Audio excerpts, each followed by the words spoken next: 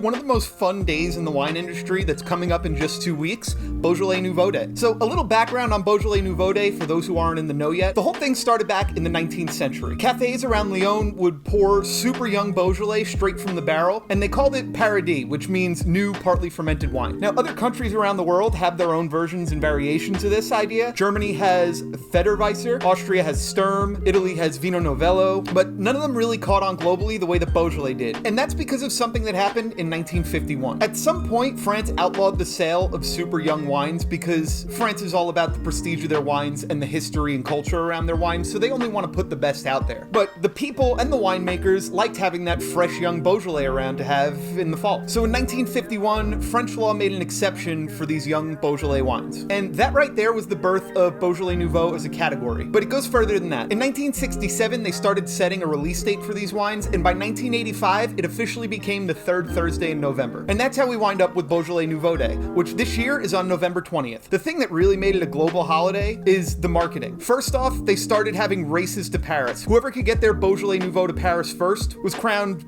the winner of the race to Paris. And then secondly, George Duboeuf. He came up with the slogan, Le Beaujolais Nouveau est arrivé. The Beaujolais Nouveau has arrived. He started printing it on all his cases, on some of his bottles, and this is when Beaujolais Nouveau really took off around the world. This year we have 7 Beaujolais lined up for you. Of course, George Duboeuf, the standout star year after year, but then we'll also have Paul Dardis, Michel Tate, Domaine de Maran, Trois Vallons, Domaine de la Madone, and Chateau d'Uy. So a lot of new additions this year, and it's always possible that as the next 2 weeks go on, we'll have even more added. If you want to taste some Beaujolais Nouveau, we got you covered there too. On November 20th, the day that it's released, we are going to have 2 tastings. The first one will run from 12 to 3 p.m. with Skurnik. They're going to have 4 different Beaujolais out for you to try, and this is a great opportunity to discover something new. And then from 3 to 6 p.m., of course, George Duboeuf. It's always a party when we're pouring Duboeuf. People love the bottles, people love the wine, so come on down and taste them. If you hit that kind of like 250s kind of sweet spot, you might be able to hit both tastings. Don't forget to check out empirewine.com/free for all the bottles that ship free. Hit the bell, give me a like, comment down below, and I will see you next week. Adios.